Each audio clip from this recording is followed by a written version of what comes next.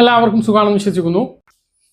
ഭൂമിയുള്ളവർ ആധാരമുള്ളവർ അറിഞ്ഞിരിക്കേണ്ട ഏറ്റവും പ്രധാനപ്പെട്ട അറിയിപ്പുകളാണ് ഈ ഒരു വീഡിയോയിൽ നിങ്ങളുമായിട്ട് പങ്കുവെക്കുന്നത്. എൻ്റെ ഭൂമി ഡിജിറ്റൽ റീസർവേ പദ്ധതി ഇപ്പോൾ ഏത് ഘട്ടത്തിലാണ്? നിങ്ങളുടെ വില്ലേജിൽ സർവേ കഴിഞ്ഞോ അതോ നടക്കാനിരിക്കുന്നുണ്ടോ? ഇതുവരെ എത്ര ഭൂമി അളന്നു? ഇനി എത്ര വില്ലേജുകൾ ബാക്കിയുണ്ട്?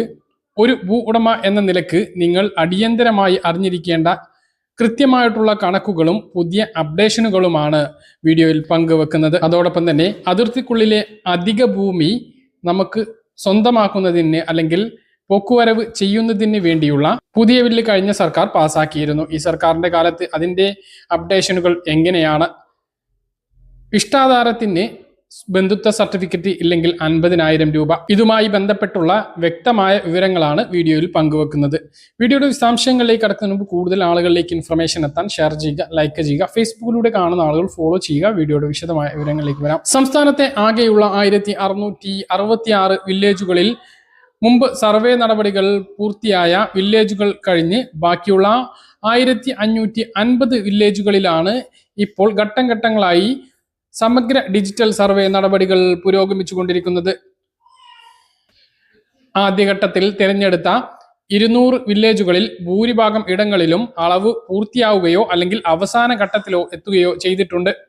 ഇതിനകം പല വില്ലേജുകളിലും പ്രാഥമിക വിജ്ഞാപനങ്ങളും 3-4 ഘട്ടങ്ങളിലായി ഇനിയും 1300-ൽ പരം വില്ലേജുകളിലെ ഭൂമിയാണ് സർവേ പൂർത്തിയാക്കി റവന്യൂ രജിസ്ട്രേഷൻ വകുപ്പുകളുമായി പൂർണ്ണമായും സംയോജിപ്പിക്കാനുള്ളത്. സർവേ നടക്കുന്ന പ്രദേശങ്ങളിൽ കൃത്യമായിട്ടുള്ള വിവരം ആ പ്രദേശത്തെ ആളുകൾക്ക് നൽകുന്നതാണ്. സർവേ നടക്കുന്ന വില്ലേജുകളിൽ ജനങ്ങൾ ശ്രദ്ധിക്കേണ്ട കാര്യങ്ങളാണ് പറയുന്നത്. സർവേ നടക്കുന്നതിന് മുമ്പ് നമ്മുടെ അതിർത്തികൾ കാടുപിടിച്ച് കിടക്കുകയാണ് എങ്കിൽ സർവേ ഉദ്യോഗസ്ഥർ എത്തുന്നതിന് മുമ്പായി അതിരുകളിലെ കാടുകൾ വെട്ടിമാറ്റി അതിരടയാളങ്ങൾ വ്യക്തമായി കാണുന്ന രൂപത്തിലാക്കുക. രേഖകൾ കയ്യിൽ കരുതാൻ മറക്കരുത്. ആധാരം, നടപ്പുവർഷത്തെ കരമടച്ച രസീറ്റ്, തണ്ടപ്പേർ, പഴയ സ്കെച്ചുണ്ട് എങ്കിൽ അത് എന്നിവ ലഭ്യമാണെങ്കിൽ കയ്യിലെടുക്കുക. ബാങ്കിലോ മറ്റോ ആണ് എങ്കിൽ അതിന്റെ പകർപ്പ് എടുത്ത് കൈവശം സൂക്ഷിക്കുക. നേരിട്ട് അളക്കുന്ന സമയത്ത് ഭൂ ഉടമ ഹാജരാവാൻ ശ്രദ്ധിക്കുക. ഇനി ഭൂ ഉടമ സ്ഥലത്തില്ല എങ്കിൽ ബന്ധപ്പെട്ട ഒരാളെ ഇതിന് ചുമതലപ്പെടുത്തുക. ഇത്രയും കാര്യങ്ങളാണ് നമ്മൾ കരുതിയിരിക്കേണ്ടത്. ഇനി അളന്നതിന് ശേഷം ബന്ധപ്പെട്ട വിഷയവുമായി ബന്ധപ്പെട്ട് പരാതികൾ ഉണ്ട് എങ്കിൽ എന്ത് ചെയ്യണം എന്നുള്ളതാണ്. സർവേ പൂർത്തിയാക്കിയ ശേഷം പ്രസിദ്ധീകരിക്കുന്ന പ്രാഥമിക വിവരങ്ങളിൽ വിസ്തീർണത്തിലോ അതിരുകളിലോ എന്തെങ്കിലും അപാകതകൾ ഉണ്ട് എങ്കിൽ പരിഭ്രാന്തകരാകേണ്ടതില്ല. നിശ്ചിത സമയത്തിനുള്ളിൽ എൻ്റെ ഭൂമി പോർട്ടൽ, അതായത് എൻ്റെ ഭൂമി.kerala.gov.in എന്ന വെബ്സൈറ്റ് വഴി നേരിട്ട് അപ്പീൽ നൽകി തെറ്റുകൾ തിരുത്താൻ പൂർണ്ണമായിട്ടുള്ള അവകാശമുണ്ട്. ഭൂമിയുടെ കൃത്യമായ രേഖകൾ ഭാവിയിൽ തർക്കങ്ങൾ ഒഴിവാക്കാൻ അത്യാവശ്യമാണ്. നിങ്ങളുടെ പ്രദേശത്തെ സർവേ വിവരങ്ങൾ എൻ്റെ ഭൂമി പോർട്ടൽ വഴി പരിശോധിക്കാൻ മറക്കരുത്.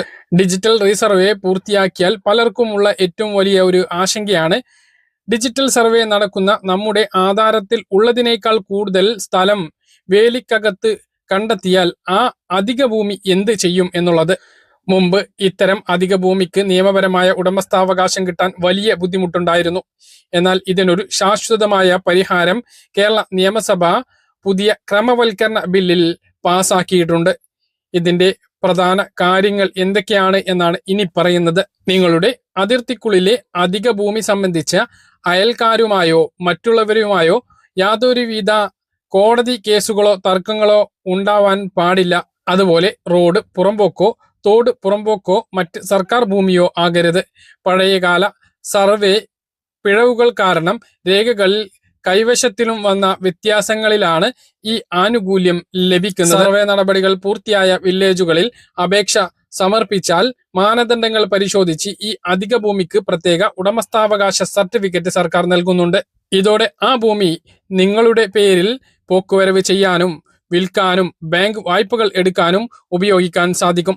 അധിക ഭൂമിയുടെ പേരിൽ വസ്തു കൈമാറ്റങ്ങൾ തടസ്സപ്പെട്ടിരുന്ന സാധാരണക്കാർക്ക് ഇത് വലിയ ആശ്വാസമാണ്.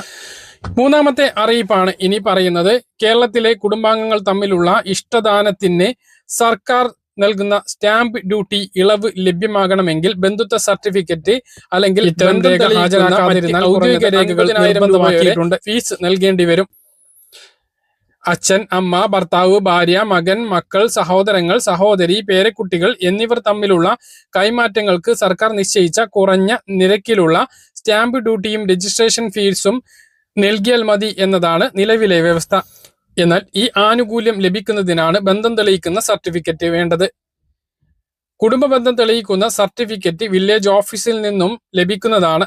അവ ഹാജരാക്കിയില്ല എങ്കിൽ അത് കുടുംബത്തിന് പുറത്തുള്ള വ്യക്തി എന്ന നിലക്ക് സാധാരണ ദാനമായിട്ട് തന്നെ പരിഗണിക്കുന്നതാണ്. സാധാരണ ദാനവുമായി കണക്കിലെടുക്കുമ്പോൾ ഭൂമിയുടെ ന്യായവിലയുടെ അടിസ്ഥാനത്തിലുള്ള മുഴുവൻ സ്റ്റാമ്പ് ഡ്യൂട്ടിയും രജിസ്ട്രേഷൻ ഫീസും നൽകേണ്ടി വരും. ഇത് വസ്തുവിന്റെ വിലക്കനുസരിച്ച് 500,000 രൂപയോ അതിന് മുകളിലോ ആകും. അതുകൊണ്ട് തന്നെ ഇഷ്ടദാനം രജിസ്റ്റർ ചെയ്യുന്നതിന് മുമ്പായി വില്ലേജ് ഓഫീസിൽ നിന്നോ റവന്യൂ അധികാരികളിൽ നിന്നോ ബന്ധുത്വ സർട്ടിഫിക്കറ്റ് വാങ്ങി ഹാജരാക്കുന്നത് ഉയർന്ന തുക നൽകേണ്ടി വരുന്ന സാഹചര്യം ഒഴിവാക്കുന്നതാണ്. പറഞ്ഞ കാര്യങ്ങൾ കൃത്യമായിട്ട് മനസ്സിലാണെന്ന് കരുതുന്നു. ഇതുപോലെ ഇൻഫർമേഷൻ ലഭിക്കാൻ ചാനൽ സബ്സ്ക്രൈബ് ചെയ്യുക, ബെൽ ഐക്കൺ എനേബിൾ ചെയ്ത് വെക്കുക. മറ്റൊരു വീഡിയോയുമായി നമുക്ക് കാണാം. ദൂരേക്കും.